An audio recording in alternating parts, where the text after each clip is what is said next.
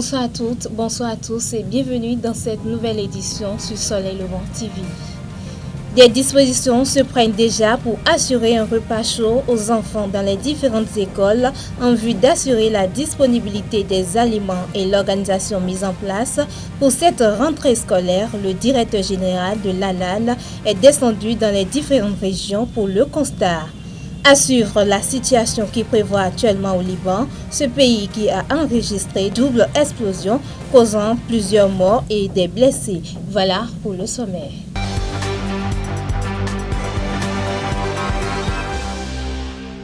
Les cantines scolaires impactent positivement les résultats et le taux de scolarisation des enfants. Ce programme initié par les autorités est apprécié par les populations locales. Grâce à ces cantines, chaque enfant bénéficie d'un repas chaud.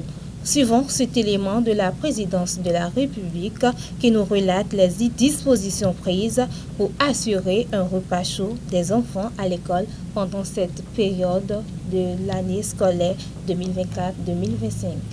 Cette école est totalement approvisionnée déjà ou c'est... Oui, cette école est totalement approvisionnée de la rentrée 2024-2025.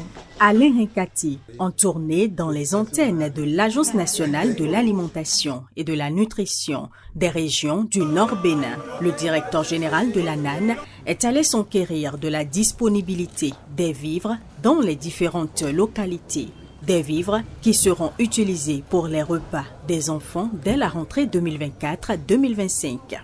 Nous sommes en train de faire le tour des bureaux pour voir quelle est l'organisation qui est en place et comment la rentrée se prépare. Outre la préparation matérielle, cette tournée a permis de vérifier l'installation des équipes de l'ANAN dans les différentes régions.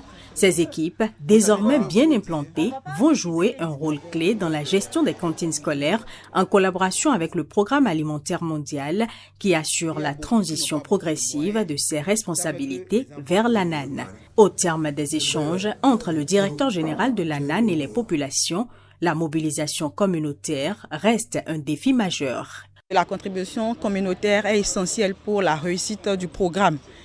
Et compte tenu de ça, tous les agents de terrain du Borgou 2 sont à pied d'œuvre actuellement pour faire de la réussite au niveau de ce programme. La valeur ajoutée serait de conscientiser plus ces communautés-là, ces acteurs-là, parce qu'ils savent, tous ces acteurs savent ce que c'est le projet et autres, mais ont tendance à dire le gouvernement fera, mais c'est de les ramener à ce que chacun d'entre eux a sa part à contribuer pour la continuité, la continuité des acquis du programme. Non, on ne va pas plus travailler pour que la mobilisation communautaire soit plus forte et ressentie dans chaque école.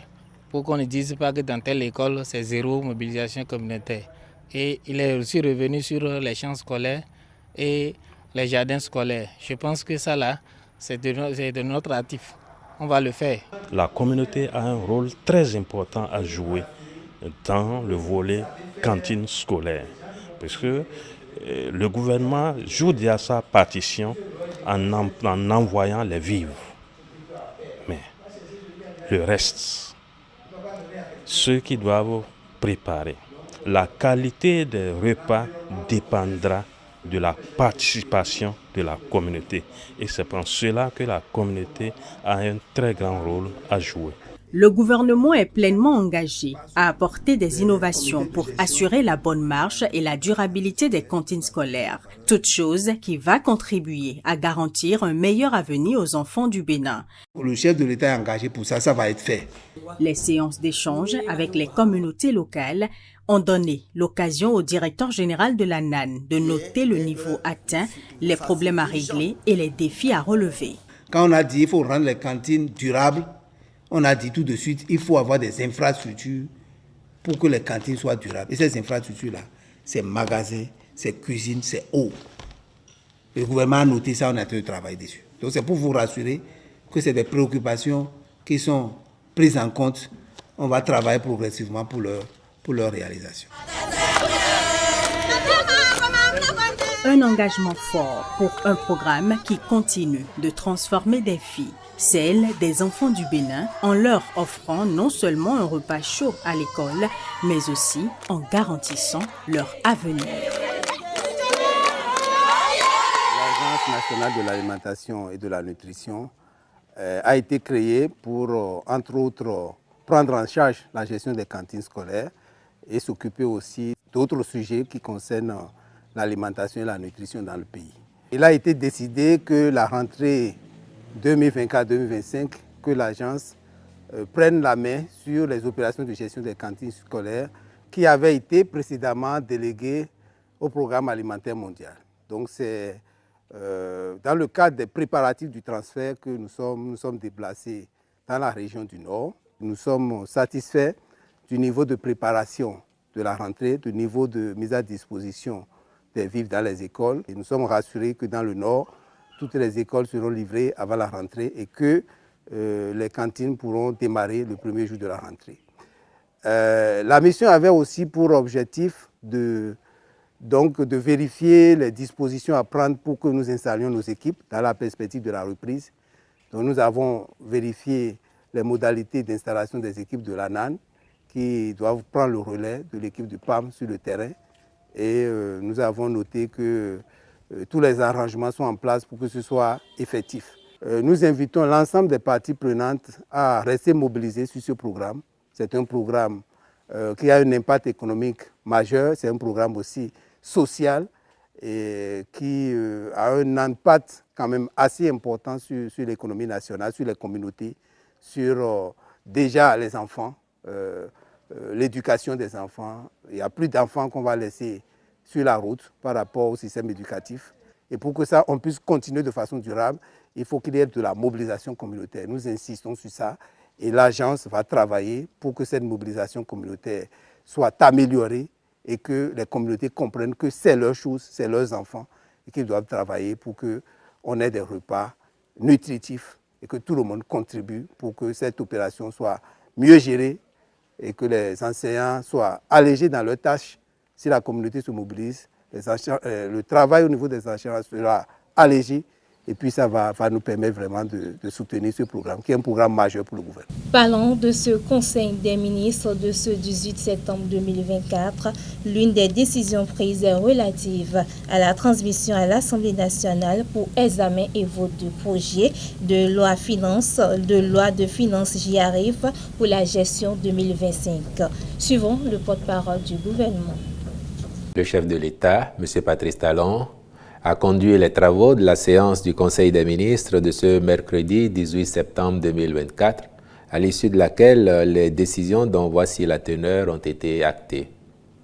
S'agissant des mesures normatives, en point 1, transmission à l'Assemblée nationale pour examen et vote du projet de loi de finances pour la gestion 2025.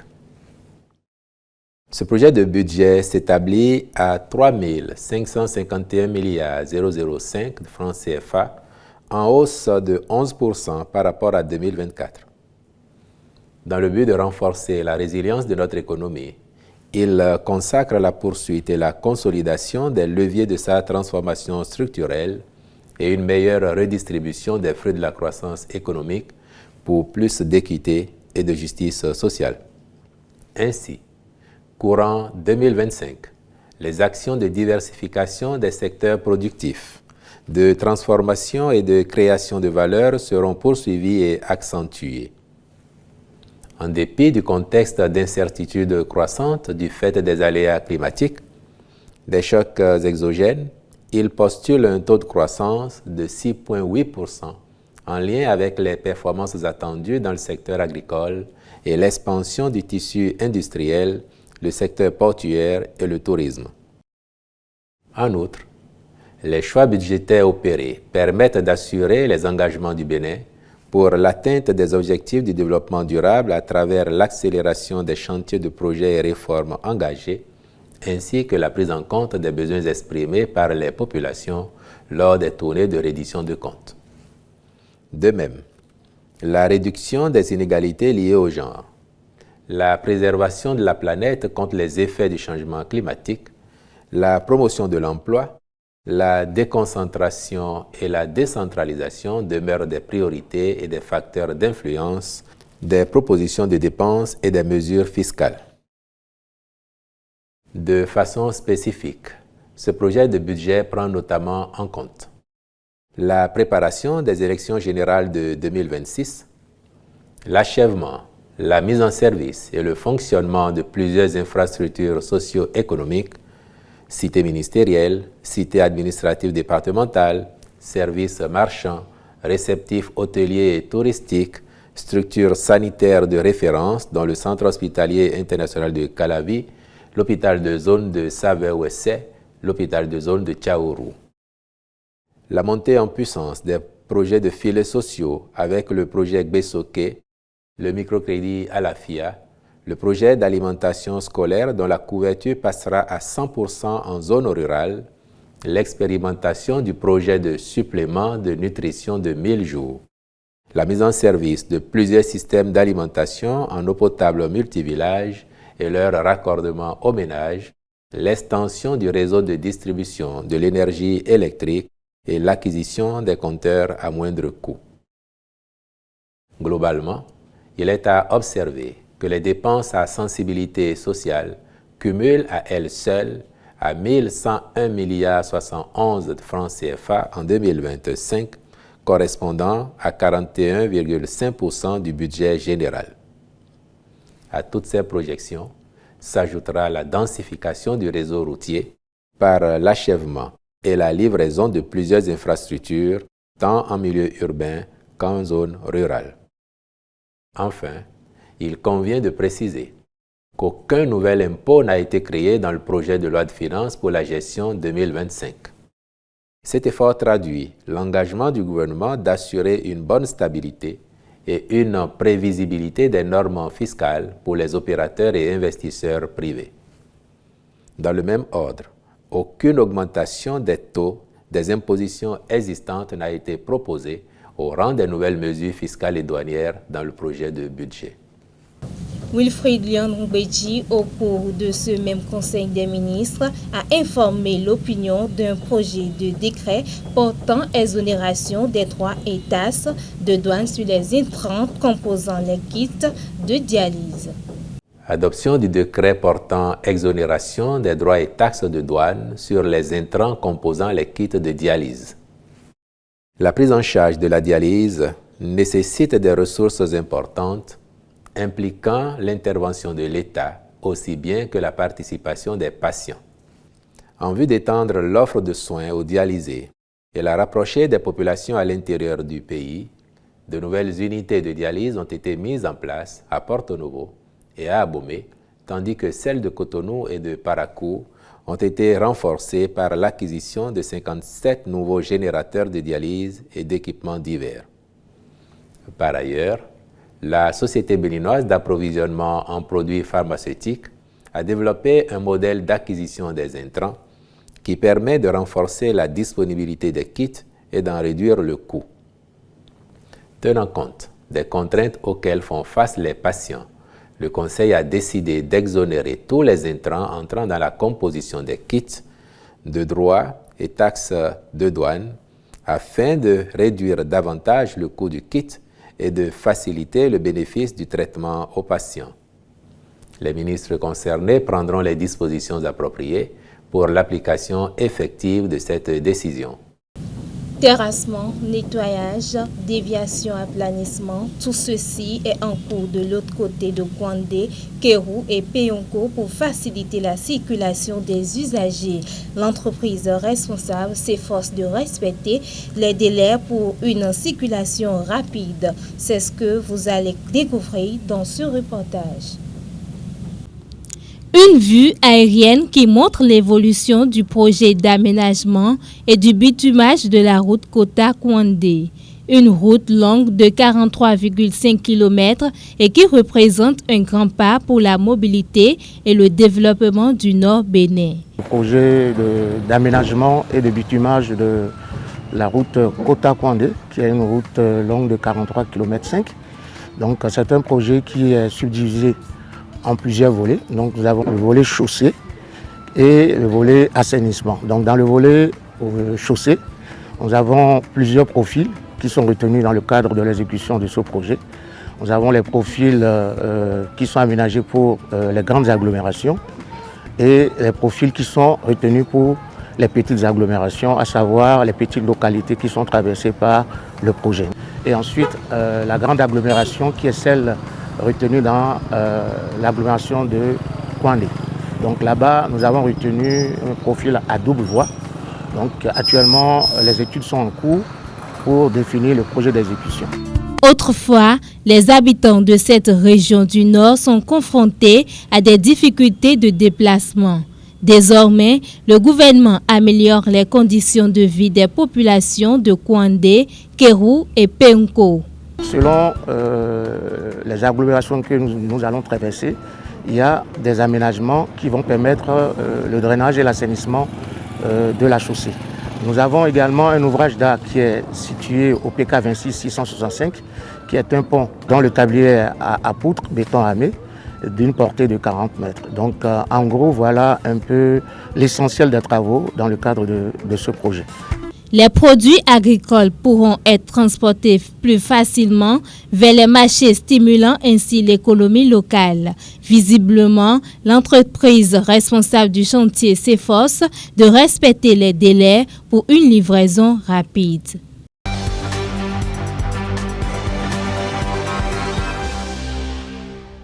Au Mali, mesdames et messieurs, un bâtiment de la gendarmerie et une zone militaire de l'aéroport de Bamako ont été visés.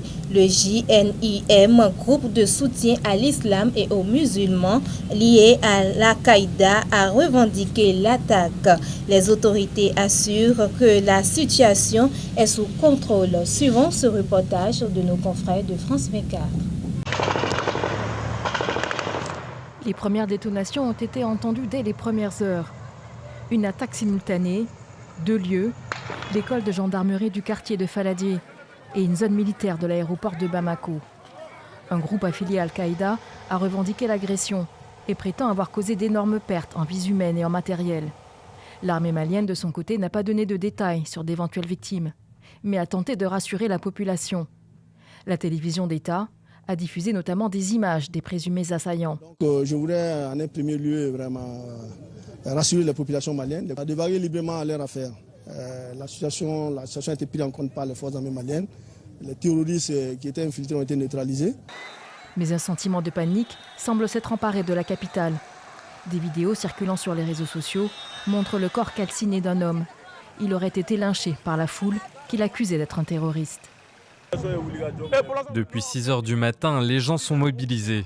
Les populations sont sur le pied de guerre. C'est vrai, je suis arrivé à 9 heures, mais j'ai trouvé des gens déjà mobilisés. C'est la population qui a beaucoup soutenu les forces de l'ordre. Ce sont elles qui ont même appréhendé de nombreux assaillants. L'armée appelle les populations à éviter les amalgames, afin d'éviter des actes de représailles visant certaines communautés. Alors que certaines régions du Mali restent le théâtre d'attaques quasi quotidiennes, la capitale avait jusque-là été préservée de la violence, depuis l'attaque d'un hôtel en 2016. D'une attaque à une autre, cette fois-ci, nous sommes au Liban avec des explosions qui ont survenu dans la nuit du 17 au 18 septembre 2024, causant plusieurs morts et des blessés. Retour sur les images avec nos confrères de France 24. C'est pendant qu'ils assistent aux funérailles de 4 membres du Hezbollah que la détonation se produit.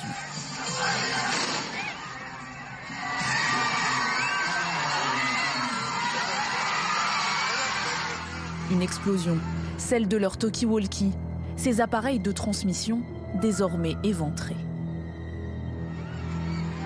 Immédiatement, la panique générale s'empare de la foule.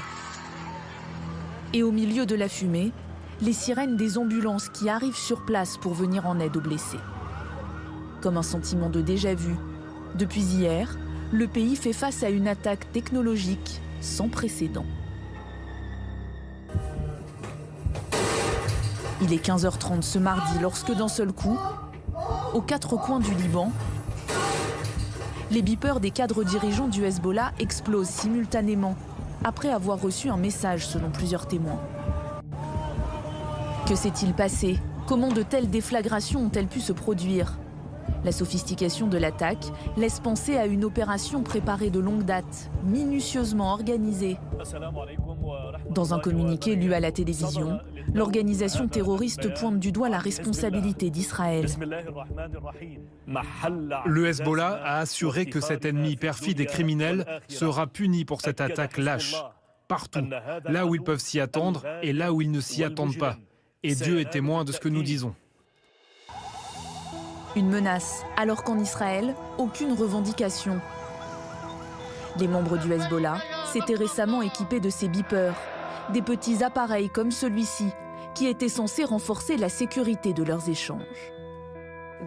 Il y a quelque temps, les dirigeants du Hezbollah ont réalisé que les téléphones portables de ses partisans avaient été piratés, qu'Israël avait accès à l'ensemble du réseau de téléphones mobiles et qu'ils savaient exactement où tous les membres ou commandants du Hezbollah se trouvaient.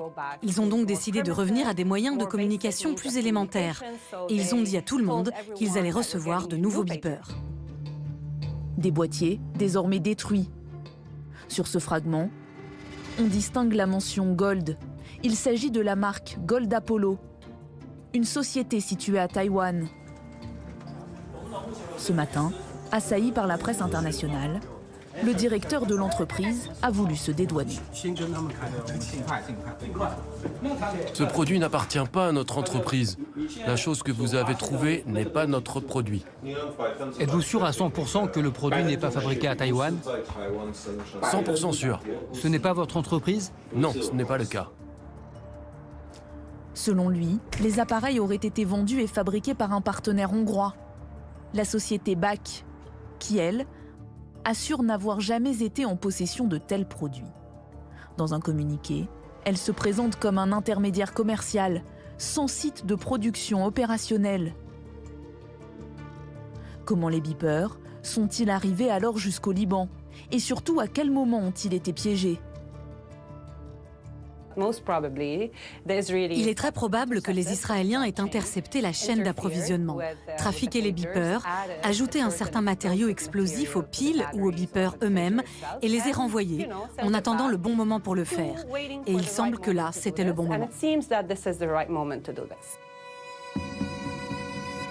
Une source proche du Hezbollah souligne, je cite, qu'il s'agit du plus gros coup jamais porté à la formation par Israël. Ce journal, merci de nous avoir suivis. Portez-vous bien.